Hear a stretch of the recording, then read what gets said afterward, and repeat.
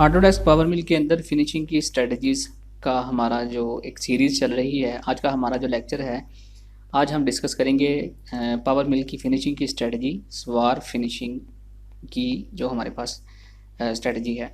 स्वार finishing की strategy हम normally वहाँ पर इस्तेमाल करते हैं जहाँ पर हमारे पास जो सरफेस है वो किसी एक स्पेसिफिक 90 या 180 के एंगल पर ना हो, बल्कि वो थोड़ी सी एक इंक्लाइंड हो किसी एंगल के ऊपर। जैसे ये सरफेस देखें और इस सरफेस के अंदर आप देखें कि इसकी जो आपको साइडों के ऊपर वाल्स नज़र आ रही हैं, इनमें से मैं आपको हाईलाइट करके दिखाता हूँ। ये इसकी जो वाल्स हैं, ये कहीं से इस जो दीवार है या वाल है, इसकी लंबाई ऊंचाई जो है कहीं से ज़्यादा है और कहीं से कम है, यानी ये तिरछी है, एक ढलान की शक्ल में है।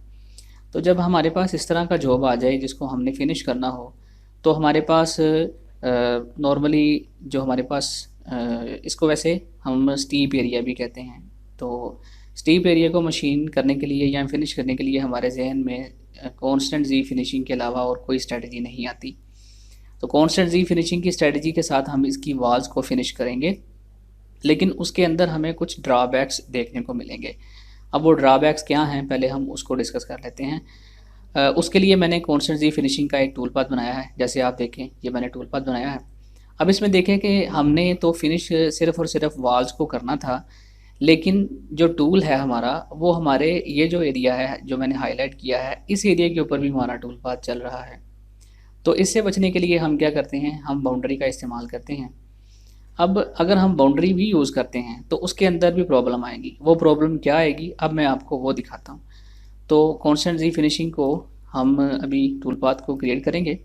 उससे पहले मैं ये जो सारी की सारी सरफेस है उसको मैं सिलेक्ट करता हूँ, और बाउंड्रीज़ के अंदर हम सिलेक्टेड सरफेस की बाउंड्री यूज़ करेंगे। टूल जो है वो हम बॉल नोज ही यूज़ करेंगे और इसको अप्लाई करेंगे। तो ये हमारे पास एक बाउंड्री जो है ये क्रिएट हो चुकी है। अब इसमें हम टॉप और रोल ओवर की जो सेटिंग्स हैं इनको चेंज करके यहाँ सिलेक्ट करके देखेंगे कि कौन सी बाउंड्री कंडीशन हमारे लिए बेहतर है। तो ये मेरा ख्याल है कि ये बहुत बेहतर जो है ये बाउंड्री हमारी क्रिएट हुई है with top and roll over.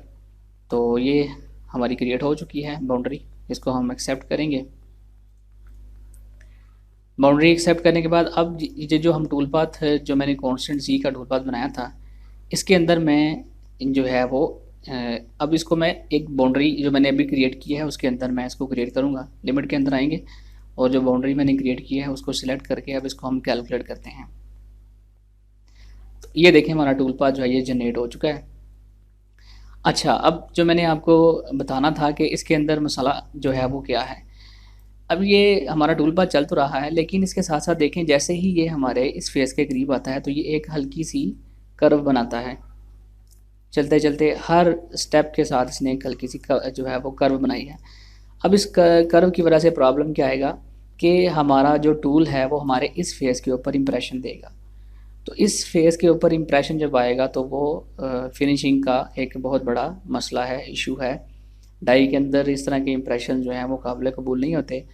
तो अब इससे भी हमने बचना है, तो हम क्या करें, कांस्टेंट जी फिनिशिंग इस्तेमाल नहीं कर सकते क्योंकि बाउंड्री भी हमने लगा के देख ली है और हमने जो है वो अपना कांस्टेंट जी फिनिशिंग टूल पाथ भी इस्तेमाल करना है। तो अब हम क्या करें, तो उस इस किस्म के जो इश्यूज़ हैं इनको ओवरकम करने के लिए पावर मिल ने फैसिलिटेट किया है हमें विद द हेल्प ऑफ स्वार फिनिशिंग स्ट्रेटजी। स्वार फिनिशिंग स्ट्रेटजी जो है ये क्या है, इसको मैं अब आपको परफॉर्म करके दिखाता हूँ।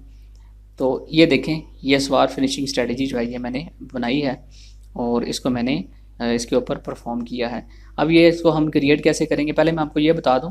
अब इसमें देखेंगे ये जो हमारा टूल पाथ है ये सिर्फ और सिर्फ वो जो सरफेस हमने सेलेक्ट की थी ये सिर्फ उसी सरफेस के ऊपर चल रहा है। इसको हर तरफ से आप देख लें कि ये हमारी जो सरफेस है सिर्फ उसी के ऊपर चल रहा है, ये ऊपर नहीं जा रहा। जो हमारा फेस है ये वाला इस तरफ नहीं जा रहा। तो उससे क्या होगा कि हमारा ये फेस जो है ये डैमेज नहीं होगा और हम अपनी फिनिशिंग जो है ये भी अच्छे तरीके से कर सकेंगे डाई के अंदर। तो अब बात रही कि स्वार फिनिशिंग की स्ट्रेटजी को इस्तेमाल कैसे करना है, तो अब हम चलते हैं उस तरफ। तो ये जो स्ट्रेटजी है इसको मैं डिलीट कर देता हूँ और नए सिरे से हम बनाएंगे होम के अंदर आकर टूल पाथ्स में फिनिशिंग की स्ट्रेटजीज़ में जो सवार फिनिशिंग की स्ट्रेटजी है इसको हम सेलेक्ट करेंगे, ओके कर देंगे। तो इसमें हमारे पास ये फॉर्म ओपन हो चुका है। आप इसमें जितनी भी सेटिंग्स हैं ये सारी की सारी आप इसको डिफ़ॉल्ट के ऊपर रखेंगे। कट डायरेक्शन आप यहाँ से एनी कर देंगे और टॉलरेंस 0.03। थिकनेस फिनिशिंग के अंदर अगर आप छोड़ना चाहते हैं तो छोड़ें, नहीं छोड़ना चाहते तो वो आपकी मर्ज़ी है। अच्छा, अब ये पोजीशन है, इस पोजीशन के अंदर मैंने जो बेस पोजीशन है वो बॉटम रखी है। तो आप जब इसके अंदर बॉटम की बेस पोजीशन रखेंगे तो मल्टीपल कट्स के अंदर आकर आप यहाँ से इसको ऑफसेट अप की ऑप्शन जो है इसको चूज़ करेंगे और बाकी जो सेटिंग्स हैं उनको एज इट इज़ रहने देंगे और यहाँ पर मैक्सिमम स्टेप डाउन मान रखेंगे।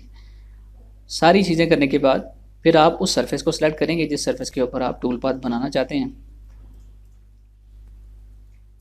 ये मैंने बहुत सारी की सारी जो सरफेसेस हैं उनको सिलेक्ट किया।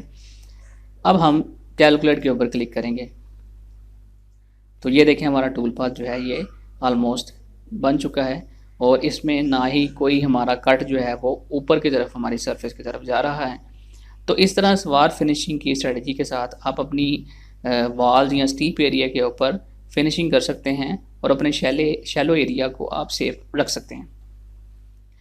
अब इसके अंदर एक मैंने और चीज़ ऐड की है अगर हम आएँ लीड एंड लिंक्स के अंदर, तो लिंक्स के अंदर मैंने जो फर्स्ट चॉइस है वो ऑन सरफेस रखी थी और सेकंड चॉइस सेफ रखी थी। वो इसलिए मैंने किया था कि ताकि इसके नंबर ऑफ़ लिफ्ट्स जो हैं वो कम से कम रहें। तो ये देखिए अब हम इसको सिमुलेट कर लेते हैं। दूसरा इसमें मैं आपको एक और चीज़ बताना भूल चुका हूँ, वो ये है कि जब आप इसको ओपन करते हैं तो इसमें जो डिफ़ॉल्ट टूल एक्सिस सिलेक्ट हुआ होता है वो हमारे पास ऑटोमेटिक हुआ होता है। इसमें हम वर्टिकल सेलेक्ट करेंगे, चूँकि हम इसको 3 एक्सिस में इस्तेमाल कर रहे हैं तो हम इसको वर्टिकल जो है वो सिलेक्ट करेंगे। अब मल्टी एक्सिस के अंदर इस स्ट्रेटजी को हम कैसे इस्तेमाल कर सकेंगे इसको मैं कमिंग लेक्चर्स के अंदर एक्सप्लेन करूँगा। आज के लेक्चर में हम इतना ही देखेंगे कि हम मतलब इसको हम कैसे इस्तेमाल कर सकते हैं। तो मैं इसको दोबारा से इसको रीकैलकुलेट कर देता हूँ और उसके बाद हम इसकी सिमुलेशन देखते हैं। जब हम इसको कैलकुलेट करते हैं तो हमें हर बार उन सरफेसेस को सिलेक्ट करना पड़ता है। कैलकुलेट करेंगे ये हमारा टूल पाथ जो है वो जनरेट हो चुका है। अब हम इसकी सिमुलेशन देखेंगे स्टार्ट से। तो ये देखें हमारा टूल पाथ जो है ये उसी सरफेस के ऊपर, जिस सरफेस के ऊपर हम जा रहे हैं सिर्फ वहीं पे ही बना, ना हमें कोई बाउंड्री लगानी पड़ी और ना ही कोई एक्स्ट्रा सरफेस हमें सिलेक्ट करनी पड़ी, सिर्फ उसी सरफेस के ऊपर हमारा टूल पाथ जनरेट हो चुका है। तो मैं उम्मीद करता हूँ आपको जो हमारा आज का लेक्चर है ये इसमें काफ़ी अंडरस्टैंडिंग आपकी क्लियर हुई होगी। तो मिलते हैं नेक्स्ट वीडियो के अंदर एक नई मालूमात के साथ, एक नई स्ट्रेटजी के साथ। तब तक मुझे दीजिए इजाज़त। अल्लाह हाफिज़।